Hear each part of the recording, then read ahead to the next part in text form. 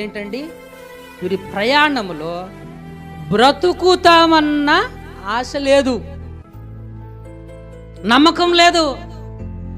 వాళ్ళకి కలిగిన అత్యధికమైన భారము వలన ఏమైపోయారు, వీళ్ళు కృంగిపోయారు. అటువంటి సందర్భంలో వాళ్ళ విశ్వాసం ఏంటంట, మా వలన కానీ, మా భక్తి వలన కానీ, ఇంకేదో వలన మీ మీద కానీ, మా నమ్మకం మీరు కానీ, మా వలన మా మీద కానీ మాకు నమ్మకం లేదు. ఎవరంట, మృతులను సజీవుడిగా చేసినటువంటి యేసు క్రీస్తే దేవుని యందే కానీ, మృతులను లేపే దేవుని మీదనే కానీ మా విశ్వాసం ఎవరి మీద కూడాను.